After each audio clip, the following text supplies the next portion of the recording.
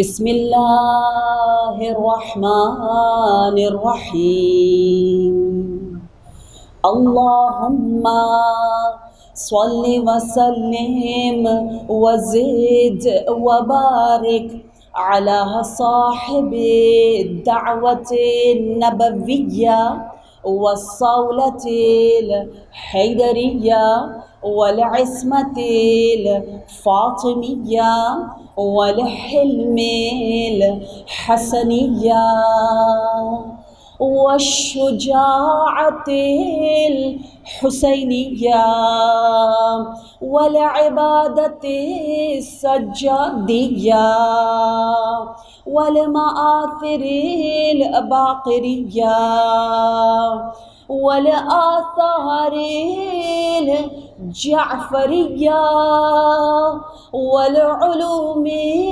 الکاظمیہ والحجج الرضویہ والجود التقویہ والنقاوة النقویہ والہیبة العسکریہ والغیبة الالہیہ صلوات.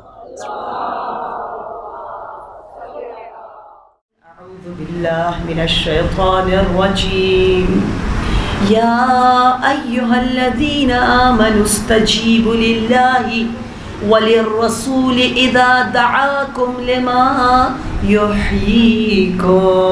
صلوات. اللہم صلی علی محمد وآل محمد. الحمدللہ شدت کے ساتھ یہ احساس ہے کہ مومنات کے قلوب آج تاسوعہ حسینی کے دن نور ایمان سے منور اور ایمان کے درجات ظلمت کے پردے اس طرح سے چاک ہو کر انشاءاللہ آپ کے ان تمام قلوب کو حب الحسین سے منور کر رہے ہیں. یہ محفل، یہ مجلس، یہ عبادت کی حسین نورانی درسگاہ بارگاہ سبوح اور قدوس سے گونج رہی ہے. آسان ہے کہنا کہ ہم تاسوعہ کی مجلس میں آئے ہیں، لیکن اگر آپ ملکوتی نگاہ سے دیکھیں، پشت پردہ سے دیکھیں، برزخی آنکھوں اور کانوں سے سنیں تو یقیناً لا ریب، اس میں کوئی شک نہیں کہ یہ محفل، یہ عبادت کی عظیم مجلس سبوح قدوس کی آواز اور تسبیح الہی سے گونج رہی ہے. کیونکہ حدیث نبوی ہے. ہم اور آپ ایک حدیث سنتے ہیں، ہماری ایک عام سی کیفیت ہوتی ہے. وہی حدیث جب امام جعفر صادق علیہ السلام روحی و ارواح العالمین لہ الفدا آپ کے سامنے جب پیش کی جاتی ہے تو نور ششم کو جب یہ حدیث آپ لوگوں سے خطاب فرما رہے تھے، بتا رہے تھے، تو آپ نے یوں اس کو بیان کیا کہ نفس المحموم لظلمنا تسبیح. یہ حدیث نبوی ہے کہ ہمارے ظلم میں جو مغموم ہو کر اپنا غم سے بھرے دل کے ساتھ عزائے حسین میں آتا ہے اور سانس لیتا ہے، اس کی سانس لینا، نفس لینا تسبیح الہی ہے. اور امام ششم نے فرمایا کہ اس حدیث کو ذہب سے، سونے سے لکھ دیا جائے. نہایت معتبر حدیث. کہنے والے نبی ہیں، توضیح دینے والے وصی نبی، رسول کے فرزند. آپ فرماتے ہیں کہ ذرا دیکھو تو صحیح تسبیح کی منزلت، اہمیت، فضیلت. ذرا مسبحات قرآن کو اٹھا کر تو دیکھیے کہ مسبحات میں رب اعظم الرسل سے مخاطب ہے، عقل کل، علم کل، وجہ تخلیق کائنات سے وہ قادر مطلق مخاطب ہو کر کہتا ہے سبح سبح اسم ربک الاعظم، جب میں نے تجھے کوثر جیسی نعمت دی، فسبح بحمد ربک وانحر، سبح سبح سبح، تسبیح کا حکم نہایت سنگینی کے ساتھ نبی کی ذمہ داریوں میں سے ایک ذمہ داری ہے، تسبیح معمولی چیز نہیں ہے۔ اور پھر آپ دیکھیں کہ نماز جو رکن اسلام، ستون دین الہی ہے، اس نماز کا رکن سجدہ، سجدے کا ذکر تسبیح۔ اور پھر نبی نے فرمایا کہ جب ایک مسلمان، ایک مومن، ایک عزادار سبحان ربی الاعلی و بحمدہ کہتا ہے تو پروردگار عالم الف الف گناہوں کو صفحہ ہستی سے مٹا دیتا ہے۔ الف الف عربی زبان میں الف آپ مجھ سے بہتر جانتے ہیں، ہزار کو کہتے ہیں خیر من الفی شہر، سورہ قدر میں کہتے ہیں نا 1000 مہینوں سے بہتر والی رات، الف۔ جب ڈبل الف آ جائے 2 مرتبہ یعنی ملین، ملین گناہ صفحہ ہستی سے جو عمل مٹا دے اسے تسبیح کہتے ہیں۔ جو ملین الف الف درجات اور حسنات آپ کے نامہ عمل میں لکھوا دے اسے تسبیح کہتے ہیں۔ اور یہ تسبیح آپ کی سانس لے رہی ہے، نہ آپ کی زبان۔ زبان جب سبحان اللہ کہے تو یہ عمل انسانی ہے، لیکن کیا کہنا عزاداران حسین کا تاسوعہ میں آ کر جو نور آپ نے کسب کیا ہے، کل آپ کے نور اور ایمان اپنے عروج پر ہوگا۔ یوم عاشور جو آپ سجدہ کریں گے، جو آپ اذان سنیں گے، جو آپ نماز صبح پڑھیں گے، وہ قابل رشک ملائکہ ہے۔ خدا را خدا را اس ایمان کو ہاتھ سے نہ جانے دے۔ کل یوم عاشورہ، کل ارض، ہر زمین کو کربلا بنائیں، ہر خوشی، ہر غم، ہر محفل، ہر گیدرنگ انشاءاللہ اسی طرح آپ کے نفوس، آپ کی جانیں، آپ کی سانسیں سبوحن اور قدوسن کرتی رہیں۔ یہ مقام ہے عزادار حسین کا کہ ان کی لسان انسانی عمل سے تسبیح نہیں کرتی، وہ بھی ساتھ ہے، لیکن ان کا عمل ایسا ہے کہ رب ذوالجلال ان کی سانسوں کو تسبیح میں تبدیل کرتا۔ بالکل صحیح فرمایا، شکرانہ، یہ شکرانہ مانگتا ہے۔ ذکر سننے کے بعد تھوڑا سا خلوت بھی کیا کریں، کوالٹی مجلسیں سنیں، 3 سنیں، 4 سنیں، لیکن ایک تھوڑی سی ذکر کے بعد فکر کے لیے ذرا ٹائم رکھیں، اس کو ڈائجسٹ کرنے کے لیے ہم کہتے ہیں نا ذرا سا ریفلیکشن ٹائم، خلوت، تفکر، اور ذرا آپ تنہائی میں تفکر کریں، آپ ذرا تنہائی میں تفکر کریں۔ آپ کا یہ سانس لینا، آپ سب مسبحات ہیں، آپ کا ہر قدم حج و عمرہ الہی سے کمتر نہیں ہے میری جان۔ یہ عزت اس لیے ملی کہ آپ عزادار حسین ہیں، اور یہ مقامات، یہ ثواب، یہ درجات، یہ بار بار ہمیں بتائے جاتے ہیں نا۔ یہ کیوں بتائے جاتے ہیں؟ اسی لیے تاکہ اس عزت کو ہم ہاتھ سے جانے نہ دیں، اپنے آپ کو کریم جانیں، کیونکہ ہم کریم اپنے کریم کے دسترخوان پر مسلسل بیٹھتے رہیں اور خود بھی کرامت سے کام لیں۔ اِنَّا أَكْرَمَكُمْ عِنْدَ اللَّهِ أَتْقَاكُمْ، کریم ترین وہ ہے جو جتنا با تقوی ترین ہو۔ یہ کرامت کی صفت بہت اہم ہے، اس کو کھونے نہ دو۔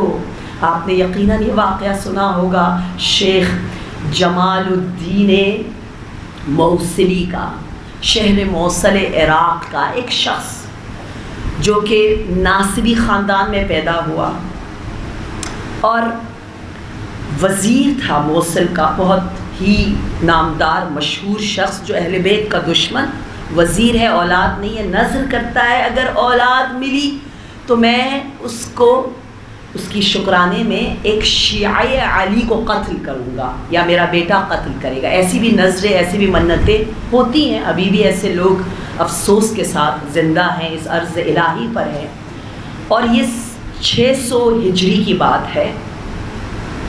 بچہ اللہ نے انہیں دیا اور وہ بچہ بڑا ہوا۔ جب بڑا ہوا 20 سال کا ہوا تو باپ نے کہا کہ اب منت پوری کرنی ہے، جاؤ ایک شیعہ کو مارو۔ اس نے کہا کہاں جاؤ؟ کہا جاؤ کربلا کی جانب۔ شیعہ اس سیزن میں کربلا جاتے ہیں، اور وہ ایک راستے میں جہاں سے قافلے گزرتے تھے، اونٹیں گزرتی تھی، وہاں پر بیٹھ گیا کہ ایک شیعہ کو ماروں گا۔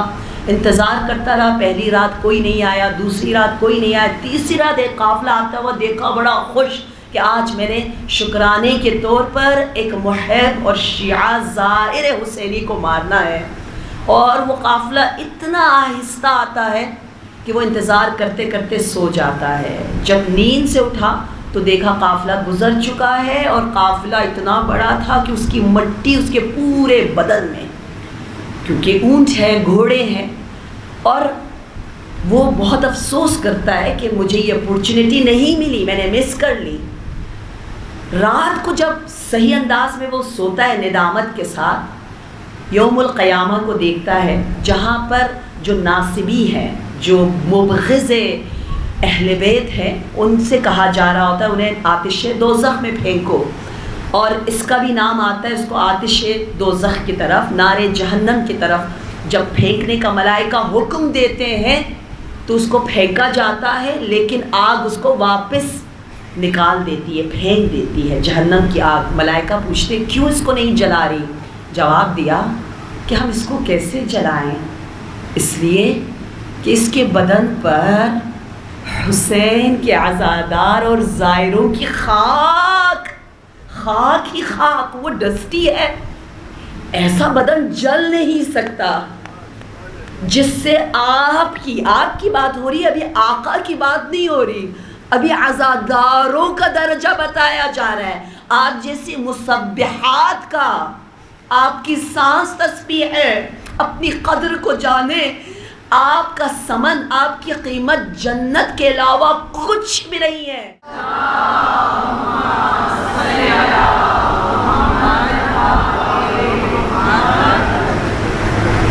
خاک زائر حسینی، بہت سے مراجع اپنی آنکھوں کی شفا آپ کے پاؤں کی خاک سے، ایسے دردوں کو شفا ملتی ہے کہ ہم تصور نہیں کر سکتے۔ آپ جیسے عزادار، آپ جیسے محب، آپ لوگوں نے اس شہر کی حالت بدل دی۔ آپ اپنی طاقت تو دیکھیں، کون نہیں جانتا آج تاسوعہ ہے؟ میں دوسرے جہاں ممالک میں جاتی ہوں، ایسا تو نہیں ہوتا۔ یہ طاقت، یہ عزت، یہ قوت، یہ ایمان، یہ جذبات، سبحان اللہ، سبوح قدوس کہتے۔ پھر ملائکہ نے اس کو دھویا، اس ناصبی کو، اور دوبارہ آگ میں پھینکا۔ آگ نے دوبارہ اس کو نہیں جلایا اور واپس پھینک دیا۔ اب جب ملائکہ نے وجہ پوچھی کیا وجہ ہے، کیوں اس شخص کو آپ نہیں جلاتے ہو، تو کہا وہ خاک جو اس کے بدن میں لگی، اس کے کچھ ذرات اس کے دل میں جا کے پیوست ہو گئے، اس کے دل میں ذرا سا محبت اہل بیت آ گئی، اور یہ کہہ کر وہ شخص جب نیند سے جاگتا ہے فوراً دوڑتا ہوا حرم ابا عبداللہ الحسین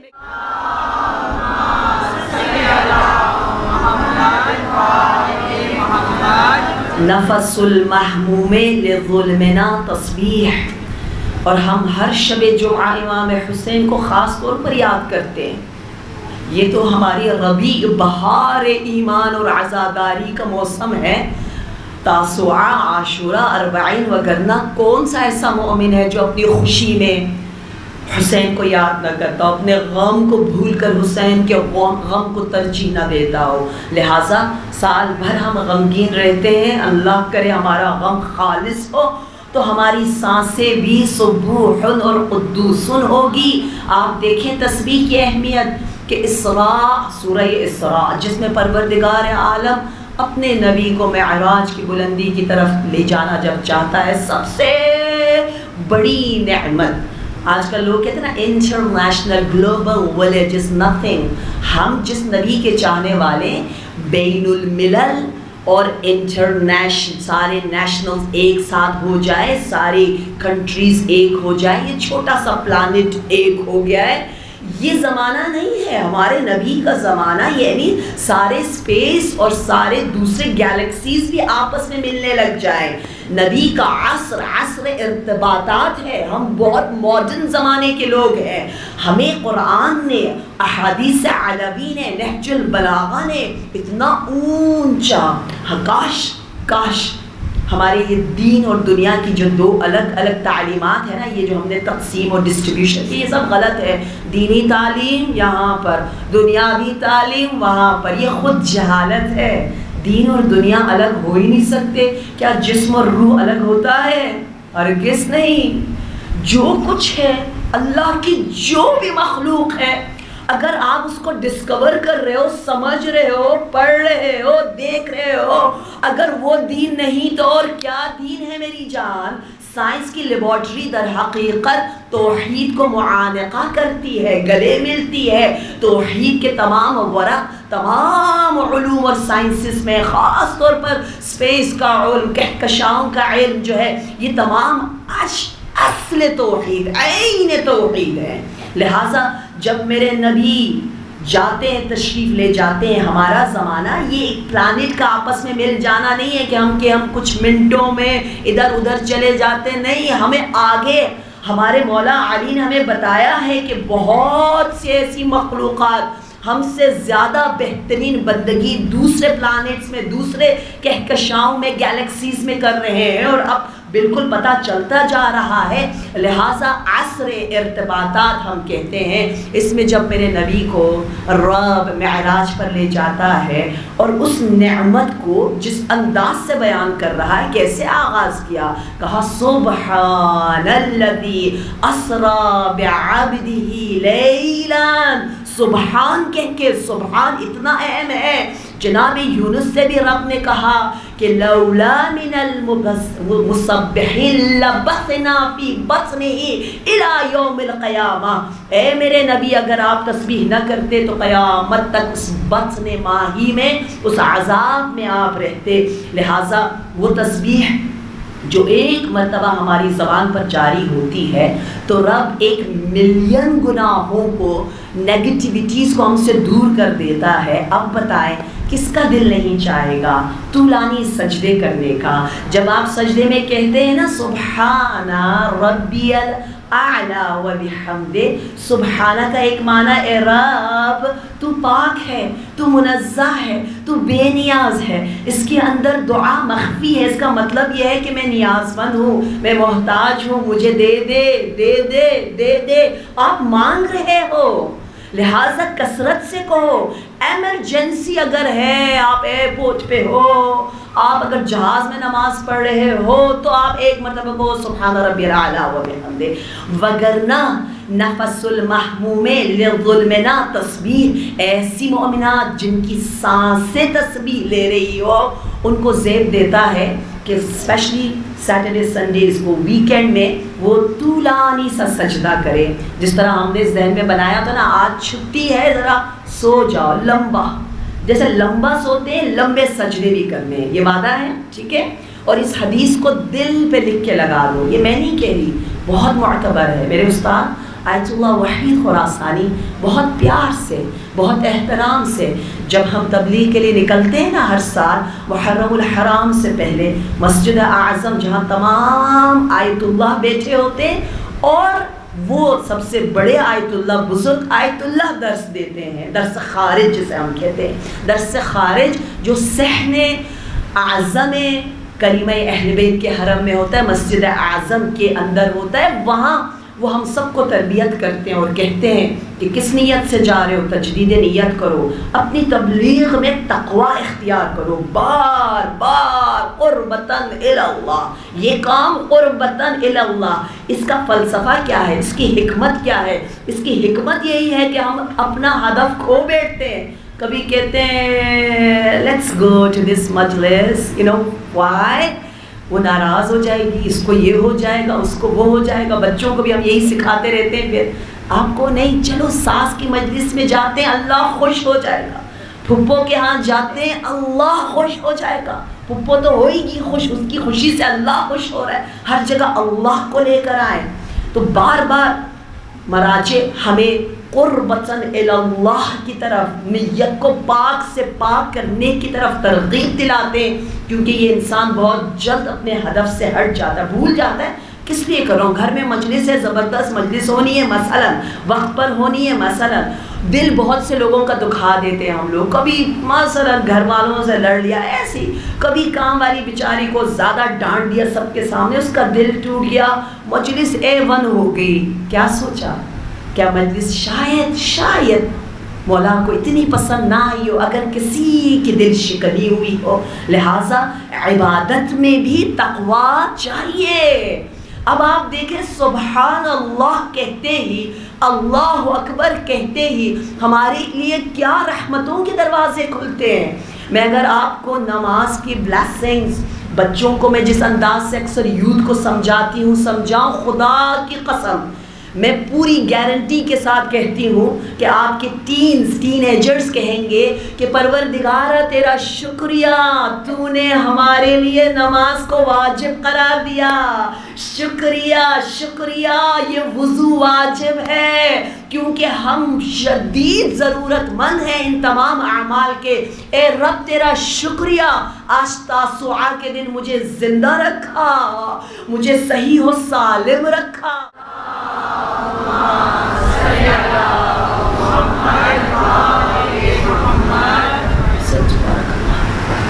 آج تاسوعہ حسینی، کل عاشورہ حسینی، اور اصل ہدف اور مقصد جس کو ہم نے بھولنا نہیں ہے. ہم سب جانتے ہیں آقا نے مدینہ سے ہی اعلان کر دیا کہ میرا ہدف اس قیام کا کیا ہے. میں کیوں اپنے گھر والوں کو، بچوں کو، عزیز ترین بہن کو، زینب سے زیادہ اور عزیز کون تھی، اپنی شریکہ کو لے کے جا رہا ہوں. مقصد بہت اہم ہے، بہت زیادہ اہم ہے. وہ ہدف کیا ہے جس کی خاطر چھوٹے چھوٹے 6 ماہ تو کربلا آ کر ہوئے، اس سے پہلے 1 ماہ بھی نہیں. اتنا چھوٹا بچہ، اتنا کٹھن سفر. یا ابن رسول اللہ، یا ابا عبداللہ، ہدف کیا ہے، مقصد کیا ہے؟ فرمایا دین، قرآن. میرے جد، میرے نانا کا دین تنہا رہ گیا، میرے نانا کا قرآن محجور، مظلوم، تنہا، غریب. امر کرنے جا رہا ہوں معروف کی طرف. نیکیاں بالکل مٹتی جا رہی ہیں، نیکیوں کو اور پھیلانے جا رہا ہوں. یہ ہے نا مقصد. انشاءاللہ آپ کے وجود سے نیکیاں، معروف یعنی نیکی، جو دنیا میں نیکی کرتے ہیں نا، جو آپ کی عادت دنیا میں ہوگی، آپ وہی عادت آپ کی آخرت میں بھی ہوگی. یہ عام لوگوں کے لیے ہے کہ یوم یفر المرء من اخیہ و امہ و ابیہ و صاحبتہ و بنیہ، کہ قیامت کے دن ہر کوئی نفسا نفسی کے عالم میں ہوگا، بھاگ رہا ہوگا، کوئی کسی کی پرواہ نہیں کرے گا. نہیں نہیں نہیں، آپ جیسی مومنات جو یہاں ہر ایک کا بھلا کر رہی ہوتی ہیں، ہمیشہ دوسروں کا خیال کر رہی ہوتی ہیں. آپ کو میں نے بتایا اگر آپ راستے سے ایک رکاوٹ ہٹاتے ہو ذرا سا، ہمارے والنٹیئرز کتنی زحمتیں کر رہے ہوتے ہیں. میں خدا کی قسم انہیں جب کار میں بیٹھتی ہوں تو اتنی دعائیں دیتی ہوں، اتنی دعائیں کہ یا اللہ ایک رکاوٹ ہٹانا 400 آیات الہی کی تلاوت کے برابر ہے. لوگوں کی خدمت کا بہت ثواب ہے. جبرائیل امین کہتے تھے میری تمنا یہ ہے کہ میں زمین پر آؤں اور مومنوں کی خدمت کروں. حضرت موسیٰ نے ایک مرتبہ رب سے پوچھا، عجیب سا سوال ہے، ہضم نہیں ہوتا، یہ بہت عجیب سا سوال ہے، بہت ہی عجیب سا، بہت ہی زیادہ عجیب سا سوال ہے کہ حضرت موسیٰ نے کہا یا رب اگر آپ عبد ہوتے تو کیا کرتے، سب سے پیارا عمل. تو رب نے فرمایا کہ میں لوگوں کی خدمت کرتا ہوں.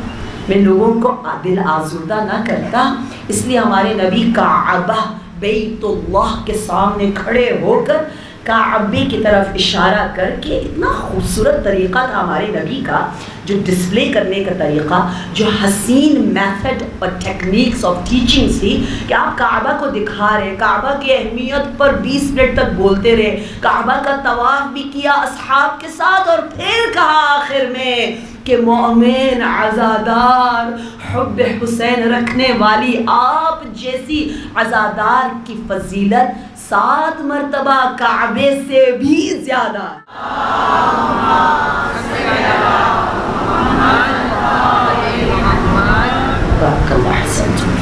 لہذا وہ صفت جو صفت نبوی ہے، جو صفت بعثت نبی کا مقصد ہے، اس صفت کے بارے میں، اس کوالٹی کے بارے میں آج اشارہ کرنا چاہوں گی، کیونکہ ہدف قیام حسینی دین نبوی کی حفاظت، ایک صفت حلم یعنی بردباری، فوربیئرنس، اور اس میں انشاءاللہ ہم گفتگو کر رہے ہیں نہج البلاغہ کی۔ ہم نے اپنے کمزور، ضعیف، سست ارادوں کو چست، قوی اور مضبوط بنانا ہے نا۔ ہمارا اگر ارادہ ہی نہیں ہے کہ ارے نہج البلاغہ میں پڑھوں اس عمر میں، ایک خطبہ پڑھ سکتی ہوں تو اس سے زیادہ نہیں پڑھا جاتا، ایسے سست پست، ایسے نکمے علی کا نعرہ لگائیں گے؟ نہیں، ہمارے ارادے تو پہلے بلند ہو جائیں، پہلے سوچ تو لیں، ہمت تو اونچی کریں کہ میں پڑھ سکتی ہوں، میں سمجھ سکتی ہوں، میں نے سمجھنا ہے۔ ایک پورا دورہ میں نے آپ سے کہا ودن 7 months آپ کمپلیٹ کر سکتی ہو۔ اگلے ماہ محرم الحرام تک آپ کا نام ان کی فہرست میں نہ ہو جنہوں نے پورے نہج البلاغہ کی زیارت ہی نہیں کی، محروم، غریب، فقیر، وہ چوچے پوچے فقیر نہیں، ہم نے قوی امیر بننا ہے۔ امیر وہ ہے جو نہج البلاغہ کی بھی پوری زیارت جس نے کی ہو، بڑا رچ ہے نا، بڑا امیر ہے نا، بڑی دولت ہے اس کے پاس۔ لہٰذا نہج البلاغہ میں مولا نے یوں فرمایا کہ بعثت رسول کا ایک مقصد حلم ہے، بردباری ہے۔ حلم یعنی بروں کے ساتھ اچھا رہنا، ہمارے ساتھ کوئی اچھائی نہ کرے، اپریشیٹ نہ کرے اور ہم پھر بھی اچھے رہیں۔ یہ کیسی صفت ہے؟ کیوں یہ صفت ہمارے اندر ہو؟ کیسے وجود میں آئے؟ ہم نے کوشش کی ہے اس تک پہنچنے کی، اور یہی صفات ہمارے مولا آقا کے دل کو ہم سے مسرور کر سکتے ہیں انشاءاللہ۔ بی بی ہمیں دعائیں دیں گی اگر ہم لوگوں کے ساتھ اپنا تعلقات احسن کر دیں گے، صرف حسن نہیں، احسن درجے تک۔ کہا حلیم، حلم کرنے والا، اس کو حلیم کہتے ہیں نا۔ قرآن میں ابراہیمی صفت ہے حلیم، ان ابراہیم لحلیم۔ نہ صرف حضرت ابراہیم بلکہ ان کے بیٹے اسماعیل کے متعلق قرآن کہتا ہے وَبَشَّرْنَاهُ بِغُلَامٍ حَلِيمٍ، ہم نے ایک حلم، بردباری والا بچہ، غلام یعنی نوجوان جناب ابراہیم کو دیا۔ اور جب بھی قرآن میں حلم کی صفت آئی ہے، 4 صفات اس کے ساتھ شامل ہوئی۔ اللہ حلیم ہے، حلیم شکور، اللہ حلیم ہے، حلیم غفور، اللہ حلیم ہے، حلیم علیم، اور اللہ حلیم ہے، حلیم غنی۔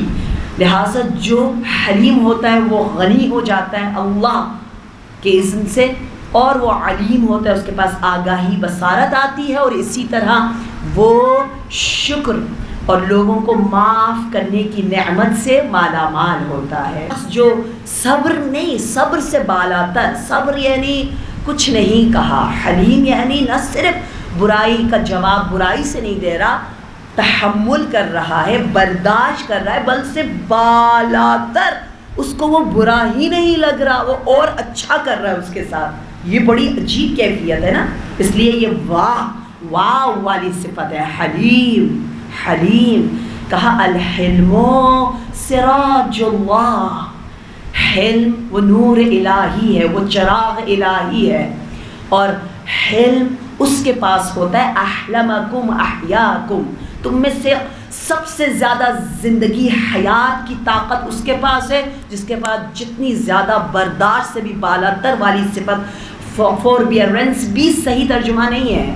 اصل میں آپ کو پتہ ہے نا، قرآن کبھی ترجمہ نہیں ہو سکتا۔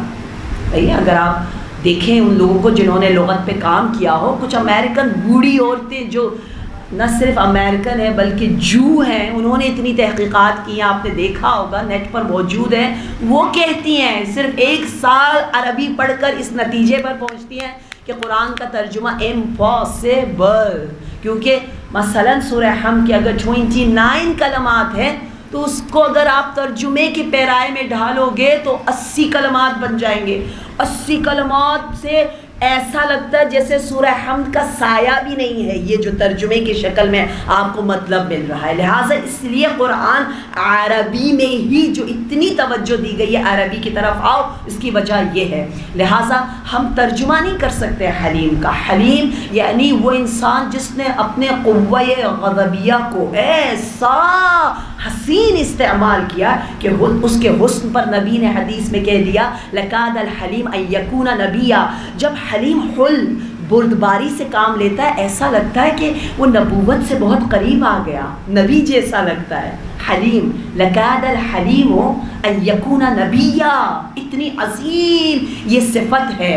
اور کاشف الغطاء کے بارے میں بتاتے ہیں ایک عالم بزرگوار جو نجف اشرف میں مرجع بھی ہیں، آیت اللہ بھی ہیں، امام جماعت بھی ہیں، بہت مشہور۔ ان کے شاگردوں کو پتہ چلا کہ کاشف الغطاء کی زوجہ بد اخلاق ہے، بے ادب ہے، اور مرجع عظیم کو آیت اللہ کو، استاد مکرم کو مارتی بھی ہے۔ جب یہ پتہ چلا تو بہت ادب سے، بڑے لحاظ سے، بڑی مشکل سے شاگردوں نے پوچھا کہ استاد ہم نے کچھ ایسی خبر سنی ہے، صحیح ہے؟ تو کہا بالکل صحیح ہے، ماشاءاللہ میری بیوی عرب، قوی، مسلس بہت اچھے، ایسا مارتی ہے کہ میں جواب بھی نہیں دے سکتا۔ کہا اچھا تو پھر آپ طلاق دے دینا۔ کہا نہیں میں طلاق نہیں دینا چاہتا۔ کہا اچھا پھر ہماری عورتیں آ کے ذرا اس کو پٹائی کر دیں، سیدھا کر دیں، کچھ ادب سکھا دیں اس کو، ہم اپنی خواتین کو بھیج دیں۔ کہا نہیں، ہرگز نہیں، کیونکہ رب نے مجھے اتنی عزت دے رکھی ہے، اتنے لوگ میری تقلید کرتے ہیں، میں نماز جماعت پڑھاتا ہوں، پورا صحن بھرا ہوا ہوتا ہے، اتنے محبوب، اور جب میں آتا ہوں لوگ تعظیم میں جھکتے ہیں، اتنی عزت۔ جب میں گھر آتا ہوں تو فارسی میں ہم کہتے ہیں چوب خدا، اللہ کا ڈنڈا، اس ڈنڈے کی مجھے ضرورت ہے، میں سیدھا ہو جاتا ہوں کیونکہ ایسا نہ ہو کہ مجھ میں تھوڑا سا بھی کہیں کوئی عجب، عربی میں عجب یعنی میں، تھوڑا سا میں آ جائے۔ اللہ اکبر، ایک شخص اس کو اتنے اچھے پیرائے میں بھی ڈال سکتا ہے، ہمارے لیے تو قابل ہے حظ نہیں ہے۔ مجھے پتہ ہے آپ بہت کچھ سوچ رہے ہوں گے، ہائے ہائے ایسا نہیں والا ہونا، وہ چھوڑ دیں، ہم اس اینگل سے دیکھیں کہ کیا انسان کس قدرت تک اپنے آپ کو پہنچا سکتا ہے، کیا توانائی ہے اس کے پاس، کیسے وہ اینالائز کر سکتا ہے۔ یہی کاشف الغطاء علم میں بہت معروف تھے۔ ہمارے نبی کے بارے میں بھی ہے کہ جب ان کی زوجہ بد کلامی کرتی تھی تو ہمارے نبی کاندھے پر ہاتھ رکھ کے دعا کرتے تھے، اللہم اغفر لہا ذنبہا واذہب عنہا غیظہا۔ وہ ہا عورت کے لیے آتا ہے، آپ لوگ ماشاءاللہ یہ خواتین بیٹھی ہیں تو آپ اپنے مردوں کے لیے پڑھیں اللہم اذہب غیظہ، مذکر کے لیے ہے، یہ وہ فیمینن کے لیے، یہ میل کے لیے، اللہم اذہب غیظہ واغفر ذنبہ، دعا کرتے تھے اور ان کا غصہ ٹھنڈا ہو جاتا تھا۔ ہمارے نبی نے کوئی کم تحمل الحلم سے کام لیا ہے، اللہ اکبر۔ آپ نے جو اعتدال آپ زندگی میں لے کر آئے ہیں عجیب ہے۔ آپ فرماتے تھے کہ ریلیشن شپ میں خاندانی مسائل کو حل کرنے کے لیے آؤ میرے گھر کو دیکھو، خیرکم خیرکم لأہلکم، تم میں سے بہترین وہ ہے جو اپنے گھر والوں کے ساتھ بہترین رہے، جو دوستوں میں اچھا ہو، دوست تو بڑی تعریفیں کر رہے ہیں لیکن گھر والے کہتے ہو نہیں کوئی خاص نہیں ہے، تو وہ نبی کے نزدیک، علی کے نزدیک محبوب نہیں ہے۔ جہاں گھر والے خوش ہو وہ بہترین انسان ہے۔ اور نبی نے فرمایا میرا گھر دیکھو، الحب اساسی، میرے گھر میں تمام قوانین، تمام تربیتی اصول کی جو جان ہے، جو روح ہے، جو اساس ہے، وہ محبت ہے، وہ عشق ہے، وہ احترام ہے۔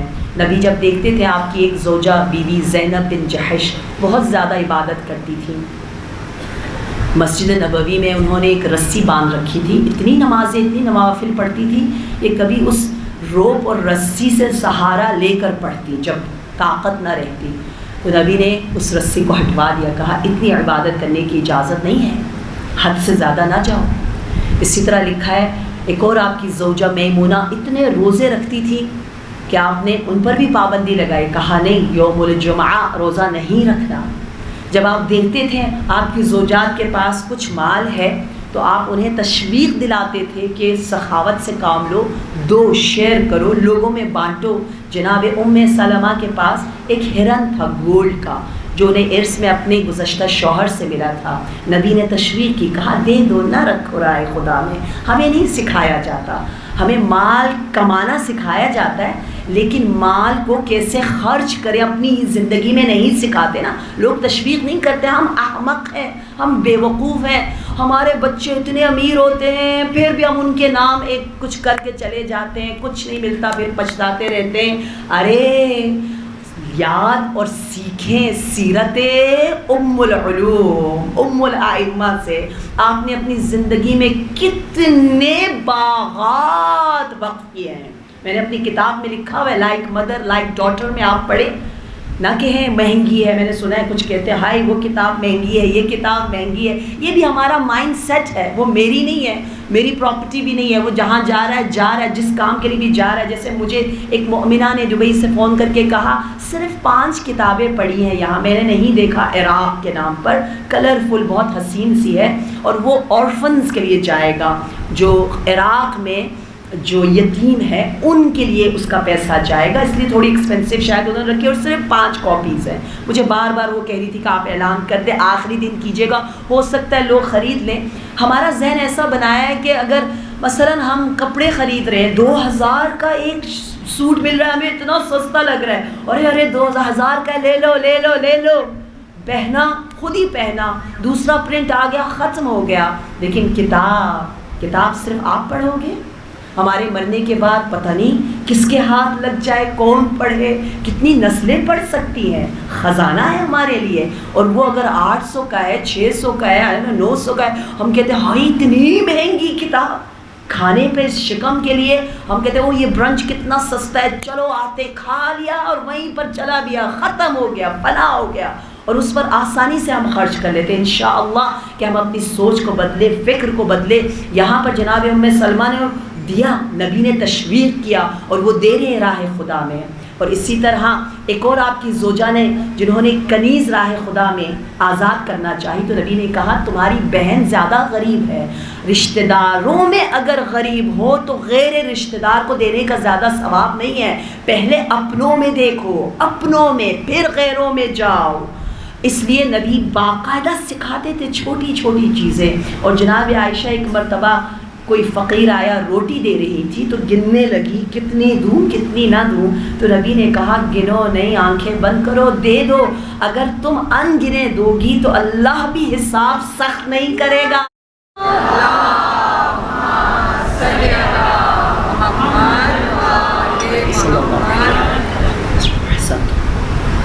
لہٰذا حلم وہ صفت انشاءاللہ جس سے ہم نے اپنے آپ کو ملبس کرنا ہے، اور روایت میں بتایا ہے اگر اپنے آپ کو ہم نے دیکھنا ہے کہ ہم حلیم ہیں یا نہیں تو 3 مواقع میں پتہ چلتا ہے۔ نمبر 1، ہمیں کوئی سیٹ، کوئی مقام جس کو ہم حاصل کر چکے ہوں اور ہم سے چھین لیا جائے تو اس وقت پتہ چلتا ہے کہ ہمارے اندر بردباری ہے کہ نہیں۔ مثلا میں کسی بھی سینٹر، کسی بھی اسکول کی، کسی بھی آرگنائزیشن کی ہیڈ تھی اور بڑی طاقت تھی میرے پاس، بڑی عزت تھی میرے پاس، شہرت تھی، اور کسی مصلحت کے بنا پر یا کسی نے حتیٰ ظلم کیا اور ہٹا دیا، اب میں شور شرابہ کرتی ہوں یا اس مسئلے کو آسانی سے حل کرتی ہوں، یہاں میرے حد کا پتہ چلے گا۔ نمبر 2، آپ سچی ہیں اور کوئی آپ پر تہمت لگاتا ہے اور وہاں بھی آپ نے یہ دیکھنا ہے آپ نے مسئلے کو حل کیسے کرنا ہے، کیونکہ کبھی ہم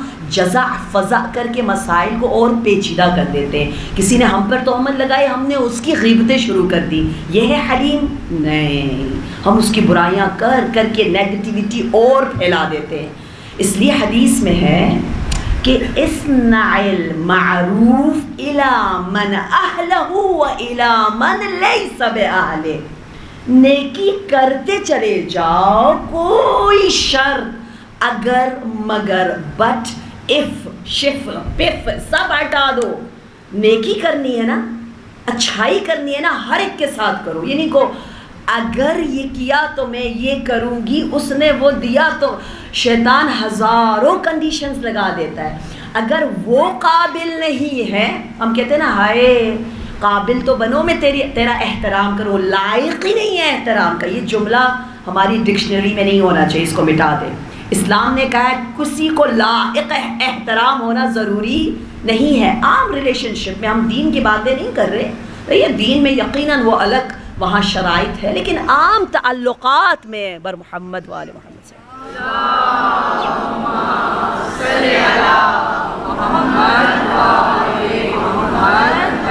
ہر ایک کے ساتھ نیکی کرو.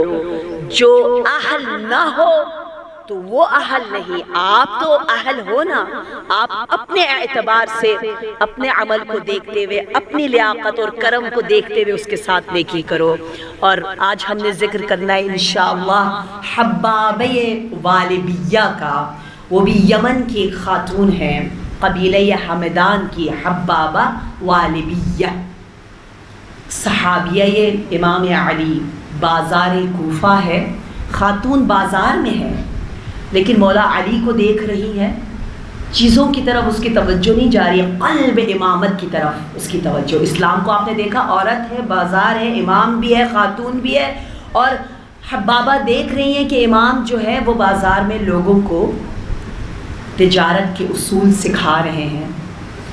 جیسے ہی امام کی باتیں ختم ہوئی، امام سے کہنے لگی کہ رحلت رسول کے بعد امامت کے بارے میں بہت زیادہ کنفیوژن، ہر کوئی مکر و فریب اور دھوکے کی وجہ سے ہر ایک کو امامت کے بارے میں بہت شک و شبہات پھیلائے جا رہے تھے. حبابیہ نے کہا مجھے کوئی دلیل دیجئے مولا یا آقا امیر المومنین، میں چاہتی ہوں آپ کی باتوں کو، آپ کی محبت کو لوگوں میں عام کروں. مولا نے اسی وقت کچھ کنکریاں اٹھائیں ہاتھ میں، انہیں اپنے ہاتھ سے نرم کیا اور اس پر مہر امامت ثبت کر دی. اور یہ اعجاز ہم کہتے ہیں ڈیوائن پیبلز، ڈیوائن کنکریاں اور معجزے والی وہ چھوٹے چھوٹے سٹونز جو ہیں وہ امام نے حبابہ والبیہ کو ایز اعجاز امامت دے دیا اور کہا میرے بعد جو بھی یہ کام انجام دے گا وہ امام وقت ہوگا. امام علی کے بعد امام حسن مجتبیٰ علیہ السلام کا وقت آیا. حبابہ اسی طرح مسجد گئیں اور وہ نعمت اور معجزہ امام کے سامنے پیش کیا. امام نے مہر امامت لگائی، یہاں تک کہ ابا عبداللہ الحسین علیہ السلام کا زمانہ آتا ہے اور حبابہ مسجد نبوی جاتی ہیں. یہاں آپ ذرا غور کریں، میں بار بار کتاب لکھتے ہوئے، تاریخ پڑھتے ہوئے غور سے ڈگ کرتی ہوں، اندر جا کے دیکھتی ہوں کہ یہ ہو کیا رہا ہے. مسجد ہے، امام ہے، عورت ہے، مستقیماً ڈائریکٹ امام سے مل رہی ہے. کتنا ماڈرن زمانہ ہے نا. ایسا نہیں ہے کہ اچھا امام کے واسطے ہوں اور پھر جائیں، نہیں، جس کو جو مسئلہ ہوتا تھا ڈائریکٹ امام سے مخاطب ہوتا تھا، بات کرتا تھا. عورت بھی خود امام سے بات کری اور امام نے جیسے حبابہ کو دیکھا، امام سرور نے کہا اس سے پہلے کہ حبابہ لب گشائی کرے، کہا اتنی دیر سے کیوں آئی ہو، کہاں ہے وہ کنکریاں، دو مجھے، میں مہر امامت کو ثبت کروں. تو حبابہ نے کہا میں علیل تھی، بیمار تھی، ام الشفا، ام الائمہ کے فرزند نے دست پہ دعا بلند کیا اور حبابہ کے لیے طلب شفا کی دعا کی. حبابہ صحت مند ہو کے اس طرح سے گئی. کہتے ہیں امام سجاد علیہ السلام کا وقت آیا، وہ وقت جب پھر حبابہ مسجد آتی ہیں اور امام طولانی سجدے میں، زین العابدین ہے نا، امام سجاد کو ہم آگے اب انشاءاللہ آج کی مجلس اور کل کی مجلس آخری شہیدوں کی مجلس ہے، پھر ہم نے اسیروں کا ذکر کرنا ہے. انشاءاللہ رب ہمارے سجدوں کو طولانی کرے، انشاءاللہ ہماری عبادتوں میں لذت آئے، حلاوت آئے. یہ سب سے بڑی دعا ہماری ہونی چاہیے. اللہ کرے ہم عبادت کی حالت میں رب سے ملیں، لقاء الہی کا وقت ہماری روح اس پاک ترین حالت میں فرشتے نکال کے لے جائیں. حدیث میں ہے جب مومن کے نزع روح کا وقت آتا ہے تو جنت سے 2 پھول آتے ہیں، خاص پھول. ایک کا نام ہے منسیہ، ایک کا نام ہے مسیخہ. انشاءاللہ یہ میں آپ کو 12 محرم الحرام کو بتاؤں گی تفصیل کے ساتھ کہ مومن کو اس ایمان کی طاقت کی وجہ سے، وہی ایمان کی طاقت جو آپ کی سانسوں کو تسبیح میں بدل رہا ہے، جو آپ کی خاک کو شفا میں بدل رہا ہے، وہی ایمان جنت سے پھول فرشتے لے کر آتے ہیں آپ کے لیے. اگر وہ ایمان تازہ ہے، خالص ہے، قوی سے قوی ہو رہا ہے انشاءاللہ. بتاتے ہیں حبابہ دیکھتی رہی مولا سجدہ سجدہ طولانی. حبابہ 100 سال کے قریب بوڑھی عورت ہے اور صبر نہیں کر سکی. جیسے ہی دروازے کی طرف رخ کیا، مولا زین العابدین نے حبابہ کی جانب اشارہ کیا. کیا اشارہ تھا؟ وارث روح اللہ کا، کہ اس اشارے کے ذریعے حبابہ نے اپنے اندر ایک ایسا انقلاب پایا، خود سے بے خود ہوئی، کھڑی تھی زمین پر بیٹھ گئی، اور جب اپنے عبا کے اندر اپنے آپ کو دیکھا پہچانا نہیں کہ وہ کمزور حبابہ قوی، وہ بوڑھی حبابہ جوان ہو گئی ہے. سر بسجود الہی.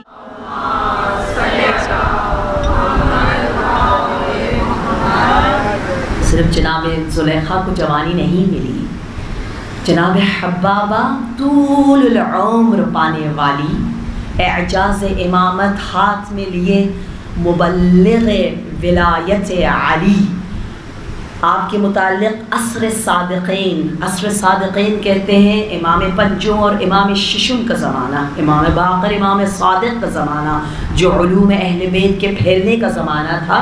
اور جس انداز سے اس جوانی کے ساتھ حبابہ نے کسب علم کیا، درس حاصل کیا، جو شاگرد ہم سنتے ہیں نا، بہت سے شاگرد تھے امام کے. کاش ان خواتین فیمیل جو محدثات تھی، نیریٹرز تھی، شاعرات تھی، مصنفات تھی، کیونکہ ہم جاہل ہیں، ہمیں نہیں پتہ ہوتا. اگر آپ جیسی ماشاءاللہ محبات علم کی طرف اور زیادہ آئیں تو حسنیہ ایک کنیز تھی، کنیز، لیکن مکتب امام صادق کی پڑھی ہوئی تھی. حسنیہ کا ایک پورا ایک ناول، ایک بک موجود ہے، حسنیہ کے ڈیبیٹس، بہت طاقتور. حسنیہ جوان لڑکی، ایک بہت بڑے تاجر کی کنیز ہے. امام کی شہادت کے بعد، کیونکہ وہ تاجر بہت نیک انسان تھا، محب اہل بیت تھا، اس کے مال کو لوٹ لیا. وہ غریب اور وہ عظیم مشہور تاجر روڈ پر آ گیا بیچارہ، کچھ بھی نہ رہا. کیونکہ امام صادق کو چاہتا تھا، اس کے اموال کو غارت کر دیا.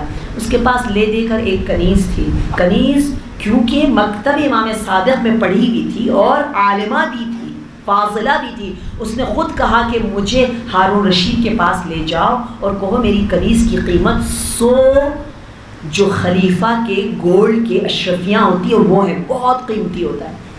اور جب پوچھے گا ہارون کی کیوں اتنی قیمت ہے تو بتانا کہ یہ مناظرے کر سکتی ہے، تمام علماء کو بلاؤ، یہ ہر ایک کو شکست دے دے گی، آپ کہنا.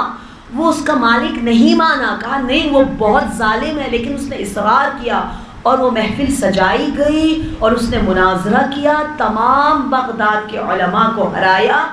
ہارون مجبور ہوا، بصرہ سے سب سے مشہور عالم کو بلایا گیا. جب وہ عالم آیا، اس نے دیکھا ایک کنیز سے میں مخاطب ہو رہا ہوں، اس نے اپنی توہین سمجھی، اٹھ کے جانے لگا. کہا میں ایک کنیز سے مباحثہ کروں، مجھے اس لیے بصرہ سے بلایا؟ کہا پوچھو تو، مناظرہ تو کرو. اس نے 80 سوال پوچھے، تمام کے جواب حسنیہ رسالہ حسنیہ مشہور ہے، معروف ہے، جواب دیے، اور حسنیہ نے 3 صرف سوال پوچھے اور وہ عالم بصرہ لا جواب رہ گیا۔ اور اسی محفل میں جہاں بصرے کا عالم محبت بن ابراہیم کو لا جواب کیا، یہ بہت معتبر بات ہے، میں بہت ذمہ داری کے ساتھ کر رہی ہوں کہ 400 علماء جو اس محفل میں بیٹھے بصرے کے عالم اور حسنیہ کے درمیان مناظرے کو سن رہے تھے، اور اس عالم کی شکست کو جب اپنی آنکھوں سے دیکھتے ہیں، 400 علماء بیک وقت اشہد ان علی ولی اللہ کا نعرہ بلند کرتے۔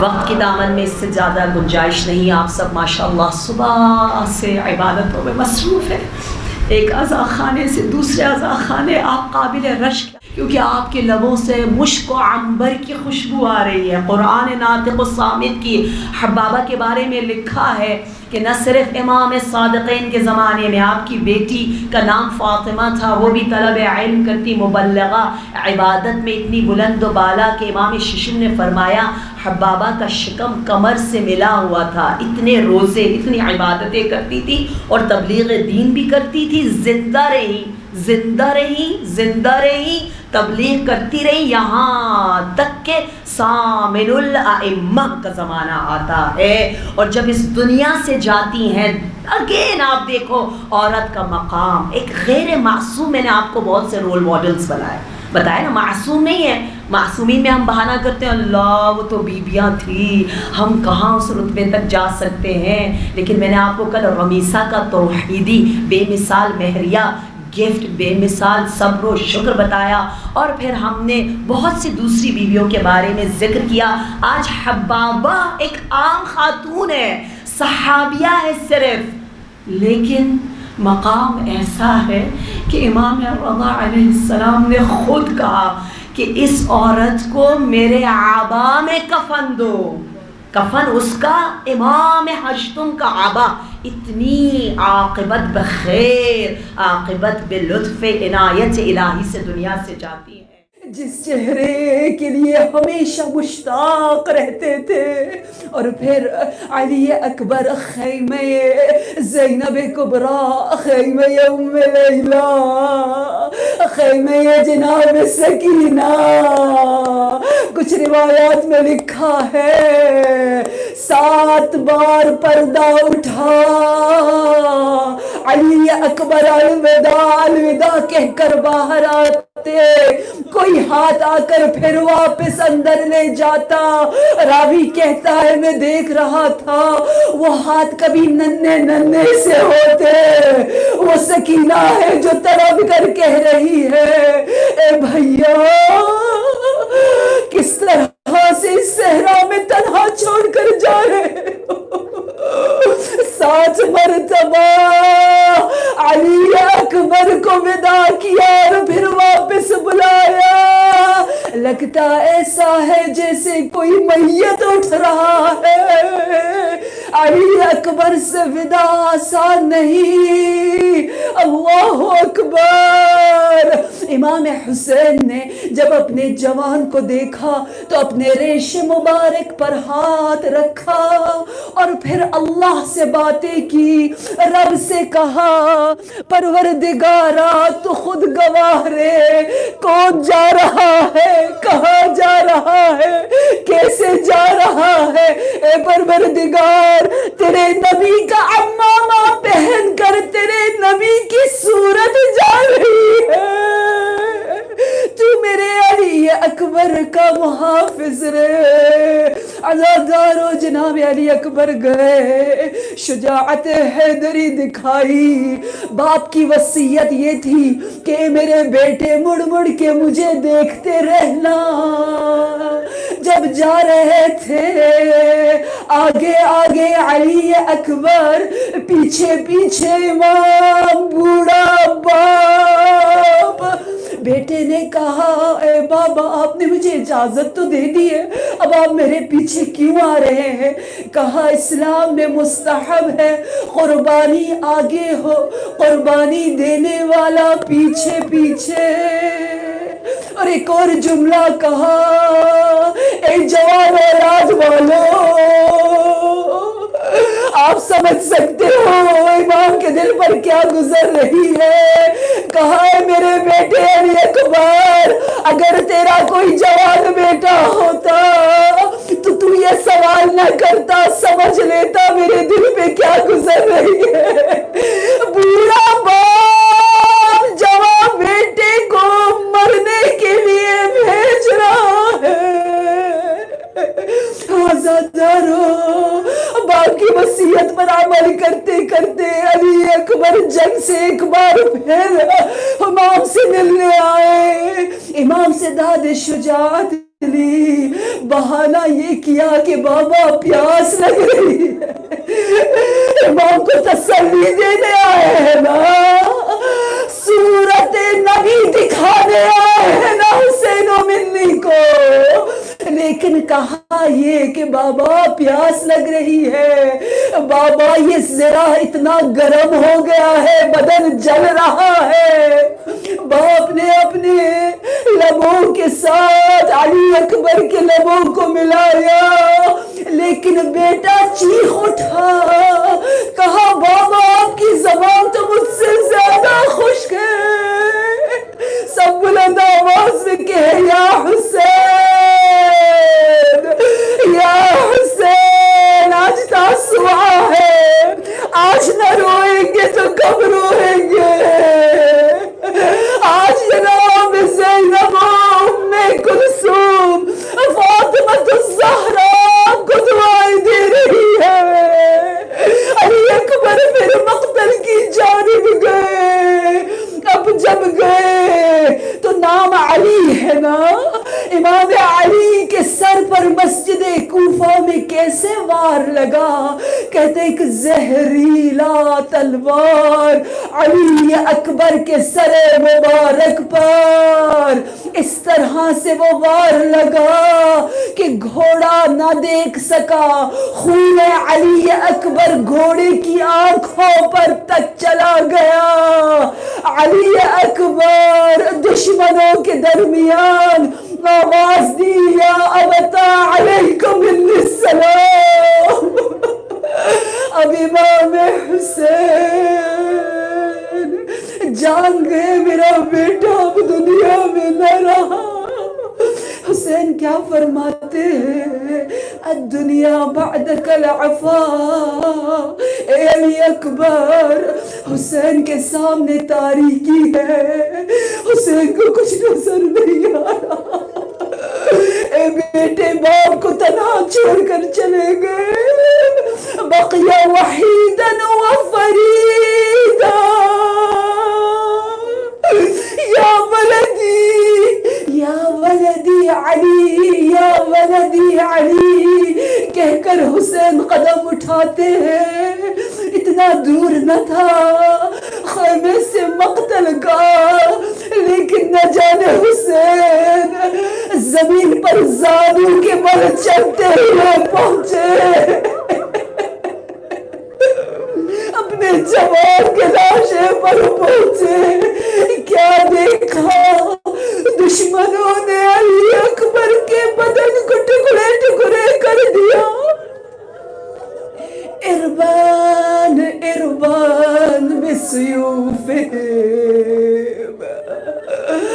ہائے حسین،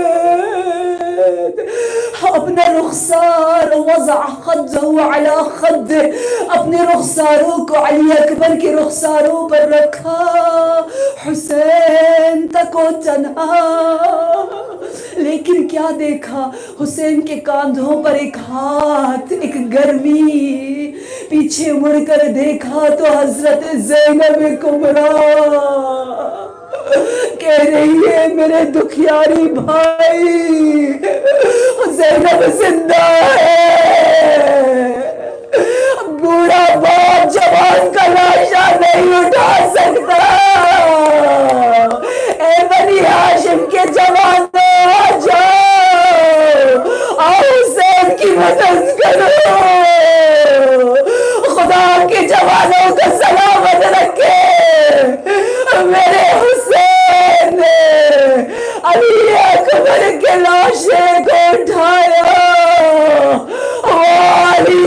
مرا